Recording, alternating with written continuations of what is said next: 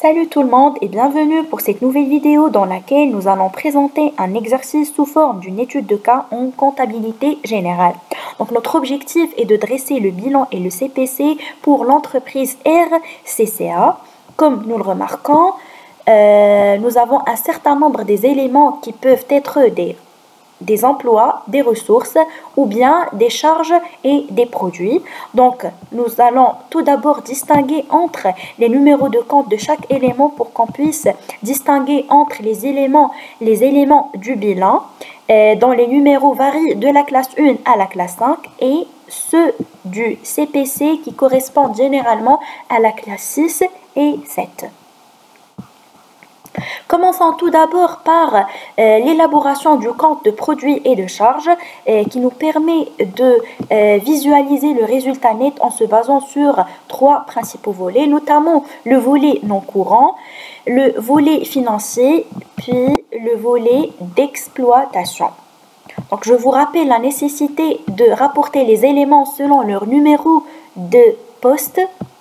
Voilà, en se référant au plan comptable marocain. Donc, commençons par les produits d'exploitation. On a la vente des marchandises pour un montant de 100 000 dirhams, puis vente de biens et services produits pour un montant de 22 000 dirhams, voilà, qui correspond aux ventes des services, vente de services 22 000, puis la variation de stock des produits. Comme nous savons, la variation de stock, c'est le stock final moins le stock initial.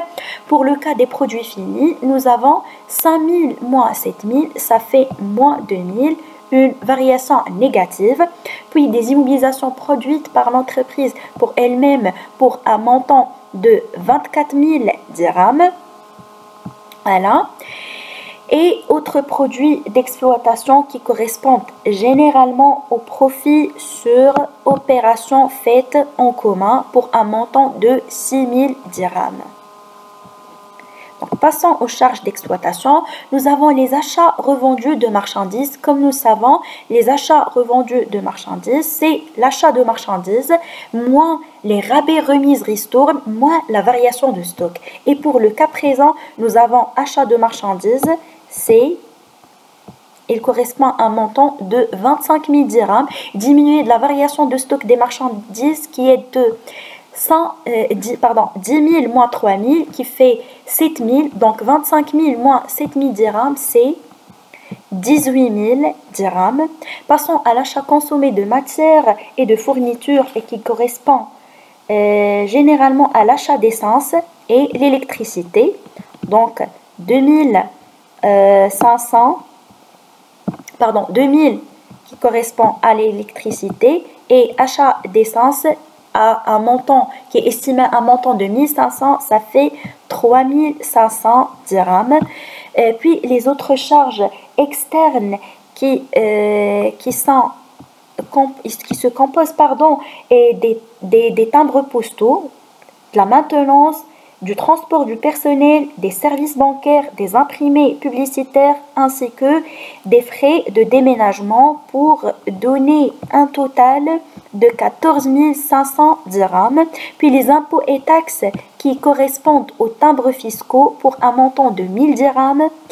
Puis les charges de personnel qui correspondent généralement à la rémunération de personnel augmentée par des charges sociales diverses par un montant de 8 000 pour donner un montant de 33 000 dirhams. Donc, la différence entre les produits et les charges d'exploitation nous mène à un résultat d'exploitation de 80 000 dirhams. Passons aux produits financiers qui sont constitués généralement des produits, des titres de participation et des autres titres immobilisés et qui correspondent pour le cas présent aux revenus des titres immobilisés. Puis les intérêts et autres produits financiers et qui correspondent aux revenus des TVP pour un montant de 1600 dirhams. Passons aux charges financières qui correspondent généralement aux charges d'intérêt, les intérêts bancaires. Puis autres charges financières de 12 000 dirhams. Voilà. Et qui se rapportent aux pertes sur créances liées, voilà, donc pertes sur créances liées à des participations pour un montant de 12 000 dirhams. Donc, ces différents éléments nous permettent d'avoir un résultat financier déficitaire de moins 10 000, c'est-à-dire que les charges dépassent les produits de 10 000 dirhams. Passons aux éléments exceptionnels et commençons par les autres produits non courants qui correspondent généralement aux revenus sur créances soldées pour un montant de 2000 les rentrées sur créances soldées pour un montant de 2000 dirhams et des charges non courantes qui correspondent généralement aux valeurs nettes d'amortissement VNA des immobilisations corporelles cédées estimées à un montant de 10 000 dirhams pour avoir un résultat non courant de moins 8 000 dirhams et donc un résultat avant impôt qui englobe entre le résultat d'exploitation, le résultat financier et le résultat non courant et qui est de 62 000 dirhams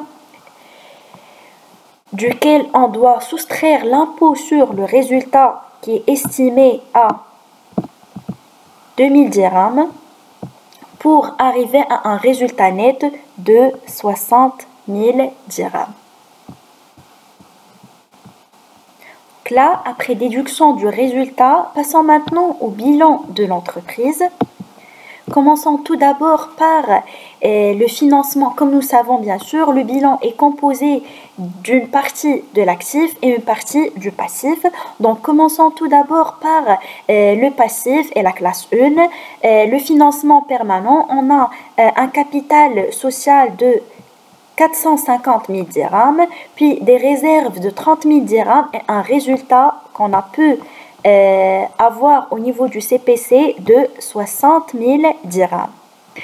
Puis, passons à la classe 2, correspondant à l'actif immobilisé, on a les charges à répartir sur plusieurs exercices correspondant aux frais d'émission d'emprunt pour un montant de 2000 dirhams, puis des constructions correspondant à la valeur des bâtiments. Voilà. Puis, le matériel de transport qui correspond à une valeur de 116 000 dirhams de l'achat du matériel de transport. Et le mobilier matériel de bureau et aménagement divers qui correspond à un montant de 12 000 réparti entre mobilier du bureau et le matériel informatique. Puis passons à la classe 3 qui correspond à l'actif circulant. On a les marchandises, le stock de marchandises, c'est-à-dire le stock qu'on a pu avoir à la fin de l'exercice, puis le stock de produits finis qui est de 5000 dirhams. Le premier c'est de 10 000, le deuxième c'est de 5000 dirhams. On a également les créances de l'actif circulant qui correspondent généralement à l'état débiteur. Ici, l'état débiteur correspond aux subventions d'exploitation à recevoir et qui sont d'un montant qui s'estime à un montant de 1000 dirhams. Voilà. Puis, passons à la classe 4 maintenant, qui correspond au passif circulant et qui englobe les dettes fournisseurs, les dettes sur le court terme, bien le moyen et le court terme, et qui est réparti en dettes fournisseurs, clients créditeurs pour un montant de 1500 dirhams, c'est un élément qu'on a, voilà, client créditeur. Puis personnel créditeur qui correspond à une rémunération due au personnel pour un montant de 2000 dirhams et des organismes sociaux dont ce montant correspond aux charges